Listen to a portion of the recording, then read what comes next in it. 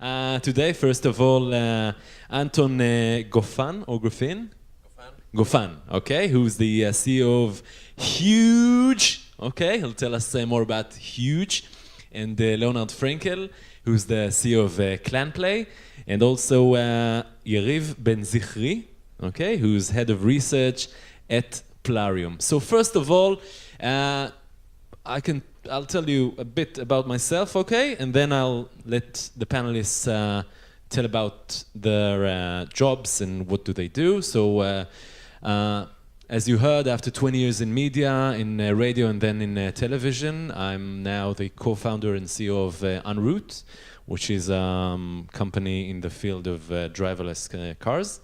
And my last position was Channel 10's tech and automotive correspondent. So this is how I came to ENROUTE.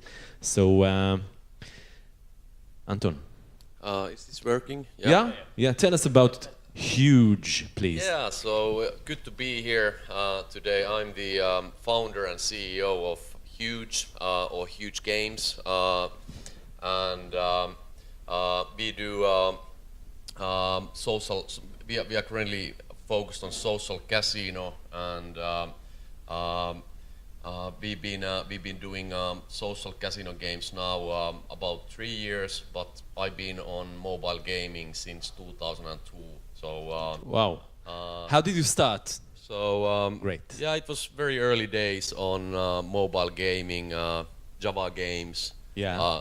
I come from Finland, so there was a big pull coming from Nokia at that time. So they were looking some new teams to do create mobile games for that time devices, and so I started early, and as mobile gaming has been growing a lot and becoming more interesting place, so that's still what I'm doing and enjoying it. What was the first game you worked on? We had before actually doing the mobile games, we had a flash game called Mini Karting. Oh, cars as well, great. Top-down 2D racing game. So that was my first game ever. Okay. Now tell us about Huuuge. How did you come up with this Huuuge name and so on? Yeah, so the story of Huuuge is a comeback story. So the company I founded in 2002, I sold it in 2007, bought it back on 2014, and what happened between was huge. It grew. Yeah, it grew, and it was a huge experience for me personally. And so when I had the opportunity to do that, I said for my guys that this time it's huge. And let me guess, huuuge.com was taken. Huuuge with W was taken, so you there's story. 3 Hues. There's a story behind that as well. So indeed, the huuuge.com was taken. So initially we thought that okay, let's add a second U to the name, and we even filed the company papers actually with the 2 U's. But then a friend of mine said that hey, add a third one, that it's intentional, that now people may think you are stupid, that it's a typo, and. So we added the third U, and I haven't regretted doing that. Okay, Leonard, you have a great family name. You too. Yeah. Yariv Frenkel. Only you write it wrong with an A. It should be written with an E. So ClanPlay. Yeah. You've been working in the gaming industry for years. You were VP of BizDev in Plarium. That's okay, right. And you decided in the last few months to move and start something on your own. Scary, isn't it? It is, actually, it is. My wife is still afraid, but I'm trying to calm her down. That's part of the optimistic part that allows you to take such risks, but it's exciting. You must be optimistic. I am. When you're an entrepreneur. I am. And if we're into history, the first game I developed was actually for the Israeli army. So I was working in the army in a unit that created games for the army, simulations, but they were actually games around the same time, a bit earlier. And then Plarium was a great opportunity, a great company, and ClanPlay is an idea that was incepted from a need I saw in Plarium, where all the clan gamers were going to third-party messaging apps like Line and WhatsApp and Facebook, and it's a difficult process to onboard a group of 50 people onto WhatsApp, if you try to imagine that. And as Plarium, we got no value from having them over there. We didn't see the conversations, and we couldn't generate any analytics from the chat. And so the idea of ClanPlay came around, which is to create a messaging app that synchronizes with the chat inside games, such that everything you write in the game also appears on ClanPlay. And the onboarding is an automatic process where the clan mates are being imported as contacts. We streamline the entire process and create a lot of value for developers as well. So tell us about the company. How many people are you right now? We are a lot. We are like 3. Wow. Okay. I see that your co-founder is sitting here. So most of the company is in this room right now. Yeah. Raised any money? Yeah, we're early stage. We raised $500,000 and hoping to close the rest next couple of weeks. Okay, Yariv, yes. What's up? Tell us about yourself first of all. How did you enter this industry? Yeah. So when I was directed to Plarium a few years ago, I said, "But I'm not a gamer." They told me it's okay. You will learn. So my wife told me a while ago, I don't understand it. You switch addiction between poker and strategy games. What did you do with the move? So actually I play extensively mobile games. Only mobile games. I don't have time for like casual games, Candy Crush and so on and so forth? If I have to. Usually strategy games. Strategy games? And RPG games. What's so appealing with strategy games? I don't need to move fast. Uh-huh. I need to think. I need to socialize. I can plan ahead for 2 weeks, 3 weeks ahead sometimes, and I meet lots of people. And Plarium, tell us about this company. Plarium, we are doing a strategy game for the last 7 years. We started with casual, actually, in Russian social networks. Then we shifted to Facebook, and later on to mobile networks. Our main focus is strategy games. We have like 6 studios across the world. We have 2 in Ukraine, 1 in Russia, 1 in Michigan and 1 in London, and a small studio here in Israel. The corporate is located in Israel also. My department is responsible for market research. We actually monitor the market, see what's going on, analyzing the trends, trying to understand what works for our competitors. And so it's especially espionage against in the I wouldn't call it espionage. In the strategy game of documented the gameplay. gaming industry. That's documented gameplay. Let's be more professional around it. Of course. And it's not only that. It's while you look around, the fact that one of our competitors uploaded the new mechanics that does not generate money, and we need to understand the influence of the mechanics, not only what is the mechanic. Okay, so now we know everybody here. The panel is about clans. I'm sure most of you know what a clan means, but maybe Leonard, sum it up in a few sentences. Okay, so just briefly, a clan is a group in the game, and the game usually drives their players to take part in a clan, because when they do, and we've seen it a lot in Plarium, the KPIs all across the board go up significantly, as much as 2 or 3 times compared to non-clan gamers in the same game. Okay, yeah, swift. So clan systems are becoming more and more popular on mobile, right? And today more than half of the revenues of top grossing games are generated by games with clan systems. What are the reasons? It's like a question for all of you who wants to answer that. Maybe Anton. Yeah, so it's not surprising, at least for us. I think essentially it's more fun to play with people, and people are getting people back to the games. So the social mechanics are improving the KPIs, and that's why you have what you said, so heavy list of these social games that have clan systems on the top grossing charts. Right, and in case some of you don't know it, Huuuge Casino is the first social casino game on mobile that has a clan system in it. And what I see when I look at the mobile industry is that more and more games add a clan system to them. For example, you have Britney Spears by Glue, that's the new Kim Kardashian, and also the younger Kardashians. All of them have a clan system right now. And I think that when you look at the revolution that 4 years ago mobile introduced into gaming at a wide scale, where everyone became a gamer, people are continuing to realize that while they started playing a casual game, they actually do like playing games, and they transition into more complex games. So there's more and more people playing what you would call a core game, and the revenues over there increase over time. That's at least what I think. As I see it, there are two main reasons for that: the social elements and KPIs. Yeah, I'm sorry. Again, it's the social elements with increased KPIs and levels of engagement or whatever.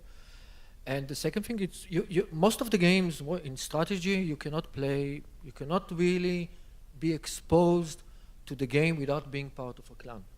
Events, special mechanics, clan events, and more than that, especially in our games, there are like a basis of the clan that the clan needs to first to invade, to control, to defend. They have territories that they need to manage, and the more they get more control, the more they have boosters. So if you want to play, let's say, a strategy game with a real with a real enjoyable and to be exposed to all mechanics, you have to be part of a clan. You can play solo, but it's boring, in a specific point. And do you think that people who play as clans are more involved in the game? Oh, for sure. Again, I see lots of examples. The first thing is the Me Too issue. For example, in one of my clans, we actually exchange between us what kind of promotion we see over in the game. So people start buying and see what others are buying, etc. The second thing is, of course, is the social pressure. You have to produce enough resources and troops in order to contribute to the clan activities. Without it's increased, they have like social, meaning real social channels. Leo was talking about line groups. So in one of my clans, we have two groups. One for the game actions and the second for the social actions, meaning the small talks are in a specific group.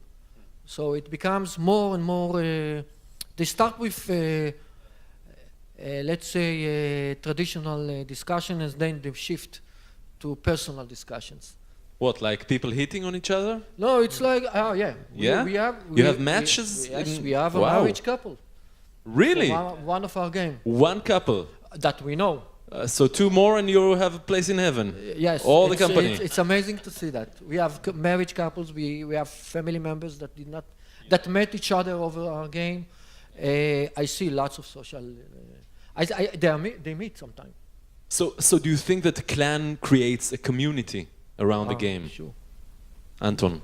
Absolutely. So it's, of course, some of the players don't participate that deeply on it, but the most engaged people, they are doing a lot for the game, and I think it's indeed about building that type of fun community around the game, at least, but we are working very hard to support. Tell me, what are the main KPIs that you see changing when a player or players start playing as a clan? So for us, retention goes significantly up. So it's something we've obviously looked at. Okay, these players who join club, which is we call in our game Huuuge Casino clans clubs. So when player joins a club, he or she is already pretty engaged user, but still the numbers go significantly up when we've been comparing players who are not in the club and who have joined. And when the retention goes up, the other metrics improve as well. How does it go up as you see it from what you can say? The retention. Yeah, so the retention, we focus quite a lot on looking what's the day 30 retention, kind of an indication of a long term. Day 30, wow. Yeah, okay. yes. So we see significant uplift on the day 30 level, and obviously, in order to improve the long term retention, you need to improve the journey, how to get there. Leonard, do you have anything more to say about this subject? I do. Most of my knowledge of the improvement in KPIs of clans comes from what Plarium sees. So I'll let Yariv answer that. But I can comment from a survey we ran in ClanPlay among clan gamers from 21 countries. We asked a lot of them in many games, and one point that came out is that they speak so many times a day with each other. So 75% of these clan gamers speak more than 5 times an average a day. Half of them speak more than 10 times a day. Now, if you look at average sessions for a game, like all the games in the genre of Game of War, Vikings, Clash of Kings, etc., it's between 3 and 4 sessions. So if you think the average of a clan gamer is, let's say, between 7 to 10 times a day to log into the game and talk with their friends, that's double the amount of sessions per day. Now me. Yeah. It was not easy to think how to present the data, but the ARPU is 200% more for a clan The what? member. I'm sorry? ARPU. It's 200% more. Conversion is 200% more. To paying users. Yeah, conversion to pay movers.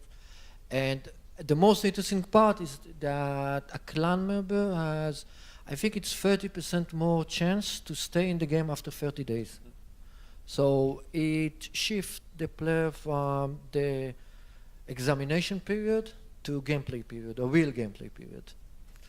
Now, there is a big difference, a huge difference between most of the games that Plarium are working on, which are strategic games, and the games that you are working on. How different is it to bring players to clans in games like you are developing, in casino games, etc.? Yeah, so of course we've been studying the. We in fact before we started Huuuge, in my previous life we launched one Clash of Clans type of a MMO game. So we had experience on building such systems prior developing Huuuge Casino. When we started working on our clan system on Huuuge Casino clubs, we had a lot of internal discussions that is it too competitive? That is on social casino, that should it be more about participation and cooperation between the players? That could this potentially alienate some of the players, that it's getting too competitive? So we are happy that we haven't seen any negative side effects. And but initially when we launched our clubs, we didn't have a league system on it, so it was really more about participation, and players were getting more rewards when they were in the club and they were together donating, making donations to make the club bigger and so on. So it already worked great as such, and then when we added leagues, the fans were super happy. So everyone was wanting to do more. And your audience is mostly female, right? No, that's the social casino industry typically talks about older female players from US. That's the kind of a holy grail typically. Yeah, the kind that you see in Vegas next to the slot machines, yes, right? Yes, yeah. So at least based on our stats, our demographics look quite different. So the main demographic for us is a younger male player, based on the Facebook analytics, what we've been reviewing. It's is what we've been when we started Huuuge, we thought that let's let's focus on innovation and do a game that can drive new people in, that it's not a passive, boring experience. And looking now our stats, I think we've succeeded in doing that. Does it come more from your marketing efforts or from your product, having these competitive elements? The distribution and marketing of social casino games is very, very hard, as it's first of all very expensive. There's a lot of competition, and how the App Store and the Google Play works, they don't feature social casino games. So it's we are utilizing the clubs on our marketing, but it's already quite complex as a concept. So on the marketing side, I think we've still had to often stick with the basics and kind of more talk about the core gameplay instead of these advanced social systems, social mechanics we built. But it's also an area where we are experimenting all the time and seeing what performs and what not.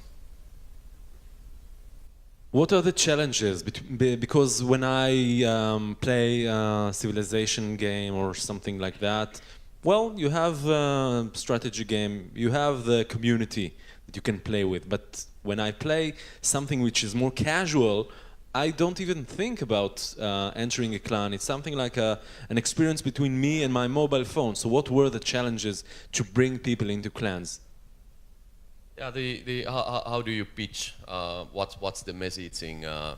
What you talk with the players?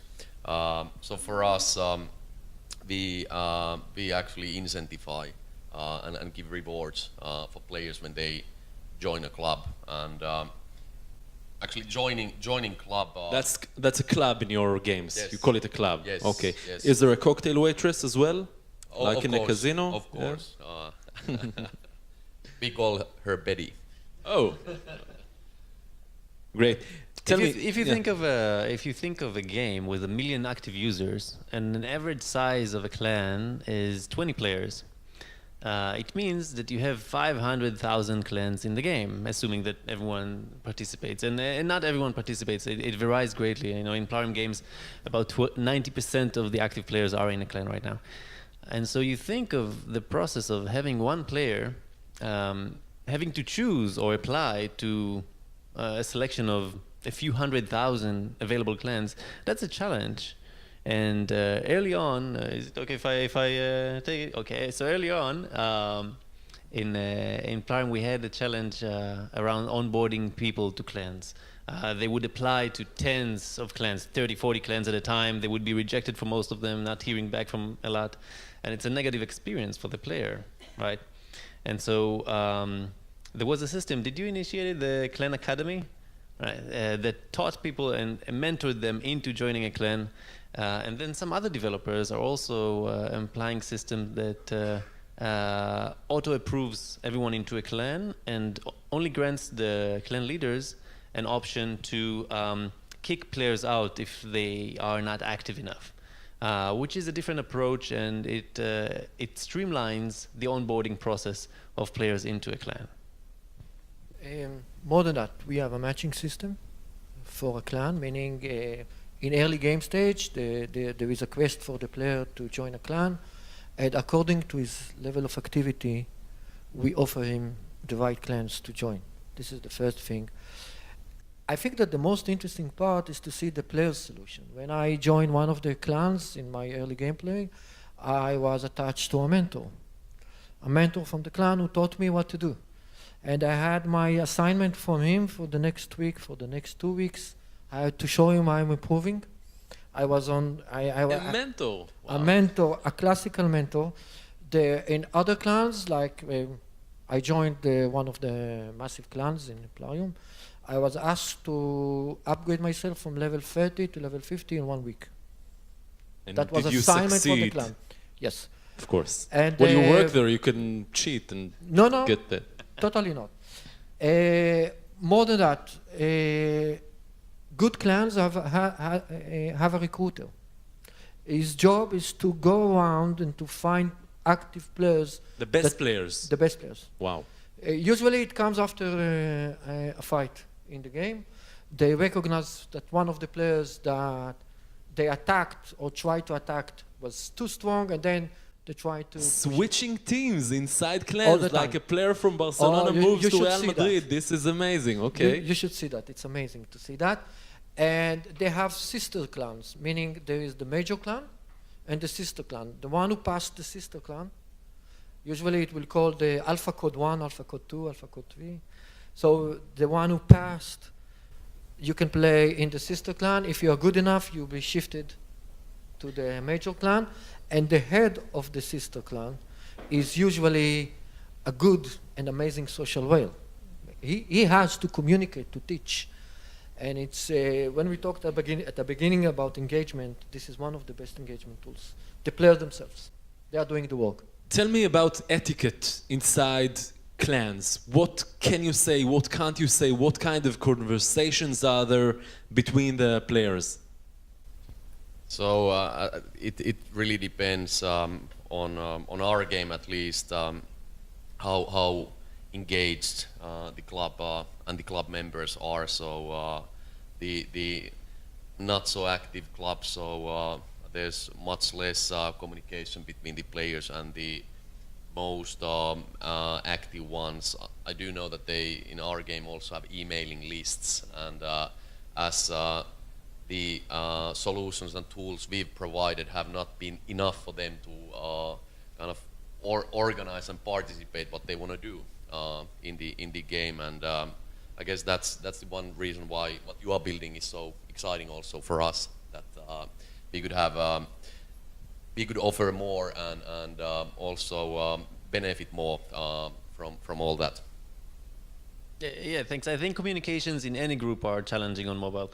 I have my kids in the kindergarten group on WhatsApp, and it's following that alone is challenging. Now, if you have to follow your Clash Royale group in the same time, they kind of conflict.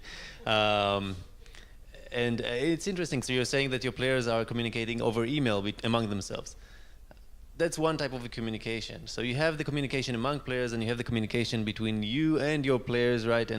And game developers are limited in what channels they can use to communicate with their players, right? You can use push notification. You can use an email to send to them. That's a very low conversion. I don't remember exactly. I think less than 1% of users give game developers their phone number, so that's not a widely available communication channel. And reaching your players is a challenge, right? So how do you cope with this challenge? Let's start with what really happens. Actually, it depends on the population in the clan. In one of our games, which is more feminine game, Nodes, it's a small game, my clan was managed by women. So the communication was completely different. We talked about it first. And other game that we are really... Let's talk about it, first of all, yeah. By the way, the first thing they did is a survey. Internally in the clan? In the clan. Who are you? What kind of languages do you know? In what hour time do you live? In order to make cooperation better between the players. Now, they were looking for French speaker in order to talk with French clans, and Spanish speaker to talk with Spanish clans. So inside the clan, this is one kind of communication. In another clan, you could see it, which is very aggressive clan, no small talks. How to kill. Oh. That's all. And one last remark. Okay, it's a word, tachlis. How do you, to the point. To the point. And one last remark, don't forget that a clan is the meeting point of achiever, socializers, and killers. And it's so funny to see the communication between them. Because if there's an event that you need to kill, you see who leads that. If it's an event that you need to achieve, completely different. And behind them, the socializers. Let's do it like that, let's do it in that way. They talk. And it's amazing to see the dynamics. But most of the dynamics, the tactical dynamics is in the game. The strategic dynamics and the casual dynamics are outside the game in Facebook, like Leo said before. Facebook or Line. How does these conversations help you as game developers to improve the experience or to improve KPIs? So, these, when players are talking, do you analyze the conversations? So, we have chat logs and, we can definitely analyze them and but we are not that actively doing that at the moment, that type of moderation. It's when players are talking with each other, I think it's a excellent sign that they are engaged and that keeps them coming back to your game, and that's the main benefit, at least for us. Leo, do you think that analyzing these conversations, that's something that can help the game developers? It can, but it's a challenge to analyze the chats inside the game, right? So game developers don't see the conversations outside of the game, obviously, but because a lot of the chats inside games limit the history of messages to the last 10 or 20 messages, usually if you want to post an important message to your clan, you don't do it in the game because it will be almost immediately forgotten in the logs. And so players write most of their important conversations outside of the game's ecosystem. Plarium recently ran a test with a sentiment analysis tool over their internal chats, and only 4% of the conversations inside the game were about game features. Only 4%. The rest of them were about how to kill. So that would be that would be relevant to some extent, but most of them were joking around and just checking in. The capability to do so is somewhat limited. What we did is actually we let the clan leader the opportunity to open sub chats. For example, in one of the clans they have teams with direct missions. So each team was assigned to a specific chat.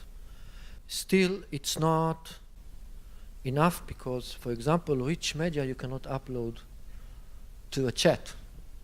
So what they move to Line or Facebook chats, and there they present the result of the battles and they compare the results in order to analyze what is the real strength of the enemy. So some of it is going out, some of it is staying in. The tactical is in the game. Again, the strategic is outside the game. And by the way, we also have a messaging system that the clan leader can send a message to all clan members, so and it stick. So they have to see it. And the last thing that we had was a structured help system. Instead of posting, hey, I need food, who has food for me? There's a structured mechanics that you can ask, I need 50,000 food, please. So, and all the clan members see, please. Yeah, of course. Always, please. Etiquette, we talked it's about not etiquette. An Israeli yeah. game. Of course, absolutely. We talked about strategy games, we talked about casino games. Every game can develop a clan system in what you think? If it's a multiplayer game, I think it's definitely much more doable. And are casino games multiplayer by nature? No. So most of the games on the market aren't real-time multiplayer. So many of the games only have very limited actually social feature set. So we talk about social casino, but the truth is that many of them aren't that social. It's more about single player experience. And but when you have a MMO multiplayer, I think the clan system is a no-brainer for the developers and publishers. Right. I think a game like Flappy Bird Crossroad would be a bit challenging to collaborate around. But the more complex the economy is in the Fruit game, Ninja and the more complex the economy, the more diversified missions you can give to a group of players to work together. For example, the interaction between players intensifies the more it becomes impossible for the clan leader on his own to complete the mission. right? So if it's just an accumulation of scores, if he works hard enough, he can carry the entire clan on his back and complete the mission, so they have very little reason to coordinate. On the other side of the scale, if you look at clan wars in Clash of Clans, for example, where you have to closely coordinate who's going to attack who and which reinforcements to send to who exactly during these clan wars, that's a much deeper interaction. So I think you can add a clan system to most games, so long as they have some, like Anton said, multiplayer system in them.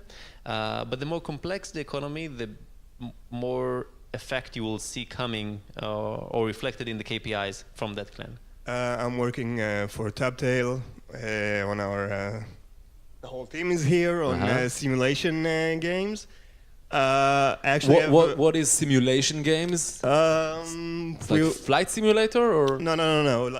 It's like basically narrative-based games. We have a game called It Girls.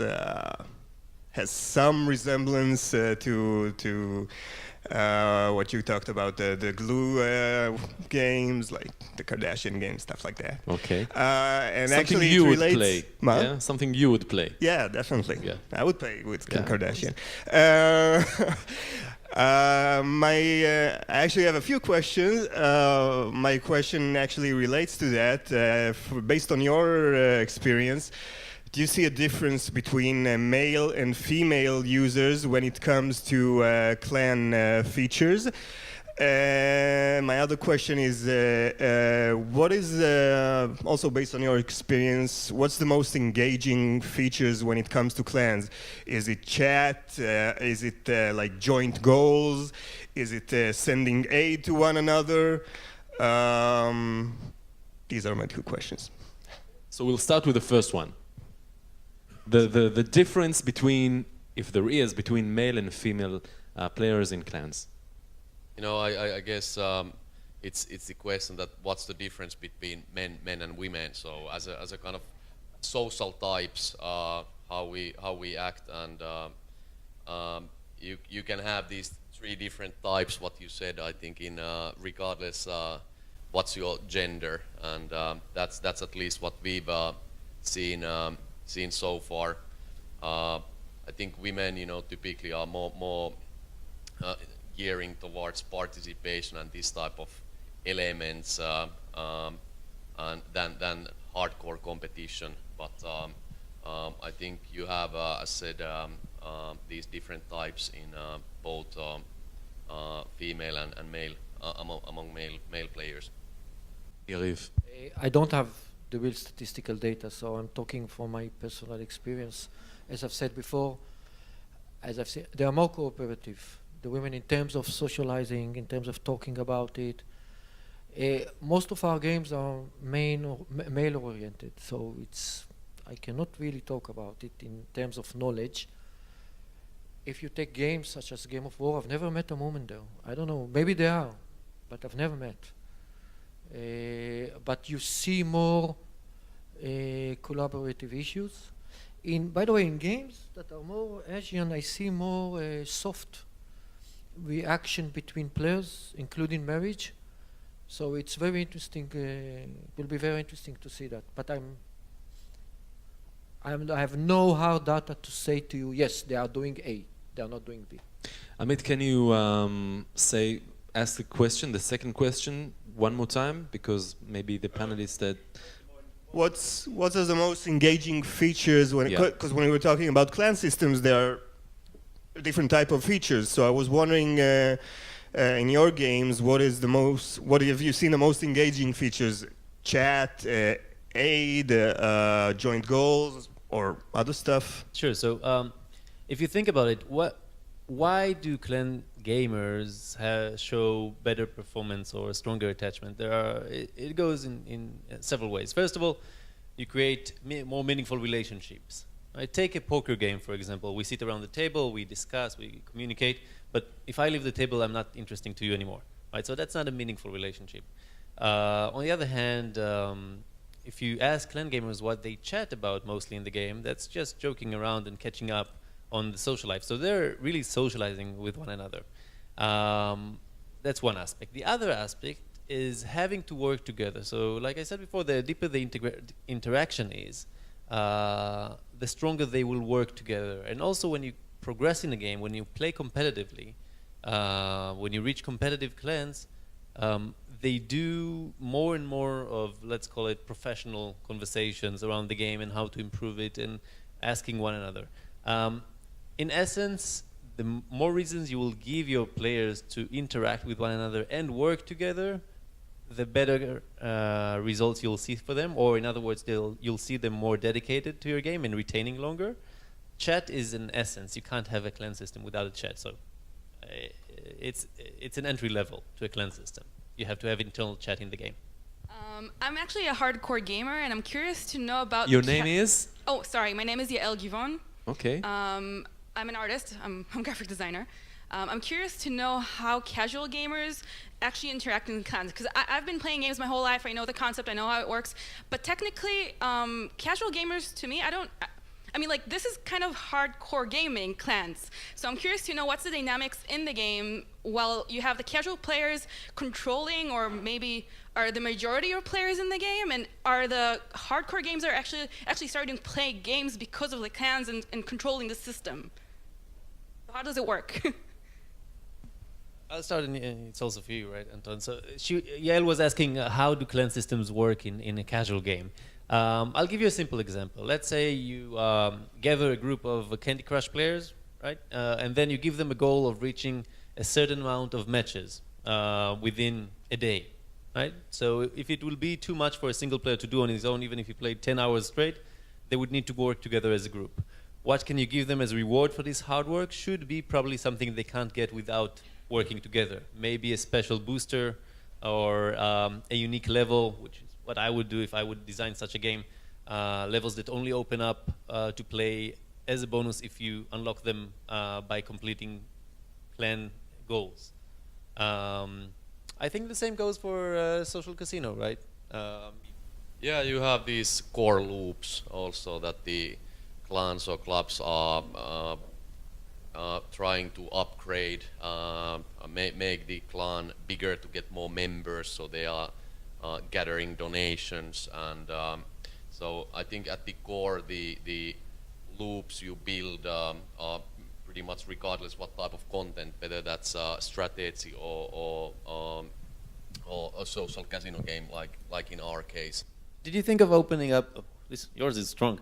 Did you think of opening up a dedicated slot machine game that they can only unlock as a group?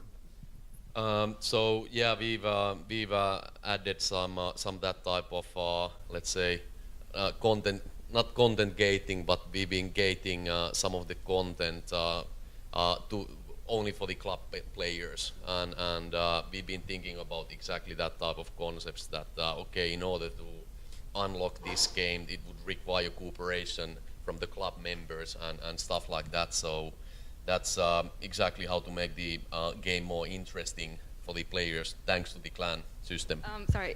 So actually, what you're saying is that the casual players kind of become core players because of the clan systems? No, they can just interact more deeply with the game. So instead of just having your single-player course, you'll also have a reason to socialize with other players that you usually don't have without that. Hi, my name is Andrew, Wargaming, and I'm curious, how did you match right people to right clans in Plarium, depending on what metrics, and what did you pay attention to? Okay, a clan, when the clan is initiated, the clan leader can say this clan is only for English-speaking, Russian-speaking, etc. This is the first level. The second level, you can limit the level of the player that can join. That's from the clan side. We did a matching system that was, we were trying to match players according to their level and level of activity to the right clan. Just let them get into a clan, understand what it is, and then they do the further move if they need to another clan. We have a new game today, Soldiers, over mobile. I start with a clan. After a few days, I realized the clan is not good enough for me, and I shifted. First, I took the automatic choice by the game, get into the game, and then I move forward. Lots of players are doing that. By the way, we have clans that are moving from one game to the other, if you're asking about. You can also consider incentivizing clan leaders to keep their clan open. So if your clan can progress faster or grow to the next level only if it is open for and does not require an approval process, then you'll have much more people joining the clan. And you can democratize the kicking out in several levels. So it's not only the clan leader, but also the managers or the officers. And if you do that, it's much easier to manage the clan. And it's not only when the leader is online that he can kick players outside of the game, but all throughout the day, managers can do that as well. They feel more comfortable with having people joining them all the time. Okay, so I think that our final topic will be the future. What do you see in the future of clans in gaming? How will it evolve? So I think, thanks to the fact that the ecosystem is evolving, devices getting better, connectivity getting better, so games will be definitely more awesome. And I like to say that the best games are still ahead of us, so we haven't yet even started building those ones. And so I'm a big believer that also the clan systems will definitely keep evolving and adding that type of extra complexity that will make the game more engaging. I think the last year and a half in mobile games showed us that games can also be played synchronously. On mobile, we started with Hearthstone and then Clash Royale. All of them are synchronous play that was previously thought of not relevant for mobile gaming. And players are getting more real-time and engaged with games. The more communications will evolve around them, and more easy it will become to manage your clan communications, the closer these players will become. And so what I think will happen in the next year or two is that forming a clan, recruiting people to a clan, and clan communications will improve much around mobile gaming. And allow for more games to incorporate clans and for clan systems to become more complex and allow more options to their players to manage and interact with one another. There is one question from the audience. So one last question. Your name is? My name's Stefan from Ad Colony. Another great thing about clans is you have your core users, right? So of course, key is to talk to them and find out from them exactly what they like and what they would like to see in terms of, how you take your game forward and continually improve it. What kind of steps do you have in place to, find out from your users what they want, what they like, to then, of course, use that to, continually further improve and enhance your product to your users? We have an established CRM system and community managers, so we are in direct contact with the clan leaders. We see them. We talk to them all the time. Actually, the major players are well known. Some kind of celebrities inside the game. Okay, so this is one picture of that. We listen. Lots of listening in the communities. We have many communities that are managed by us, and they know that it's managed by us. It's an open conversation. So we know what they think, what they want. It's not only that they are leaders, they are social leaders, meaning they influence many other people. And the opposite side could be a strike of all the players. Sometimes they organize it. I did not experience it in our games, but I surely saw it in Game of War once and in other games. They were angry about the game managers. And actually said, from now on, nobody buy a package. Well, it was not that successful. Game of War still making tons of money, so I'm not sure about it. By the way, one of the best case studies that I've seen, we analyzed the competitors' new mechanics, and the players over the communities did not stop complaining about the expenditure on this new feature. But when we checked it on App Annie, the performance of the game increased by 100% this day. So we listen, but there's the silent majority that play the game. They don't shout, but they play. So you have to be very careful when listening. It's a specific niche in the game. It's not the population of the game. So I have a question. Okay, it's about two of the hottest topics in technology world, and how do you or can you incorporate them with clans? First of all, chatbots. Is there a possibility to incorporate chatbots inside clans? And the next question is VR, AR. Do you see people playing a game in virtual reality, incorporating in a clan? I'll give this to you. Heavy weightlifting. So chatbots, I'll start with that. Yes, not as participants in the clan, but rather as service providers for the clan. If you need to inquire about a recent event, if you want to calculate the economy in the game, you can have a chatbot that you'll communicate with, and it would service clan members. And in more complex games, I definitely see them opening up an API for players to develop such chatbots. That's definitely an option. As for AR, VR, communications will probably be more verbal than textual, and there's room for multi-people chat communication, same as you do in a group chat in a group call on Skype and so on. It will just be more synchronous rather than asynchronous, which is texting. Okay, and with that, I think we can conclude our panel. So thanks a lot, Anton, Leo, and Yariv.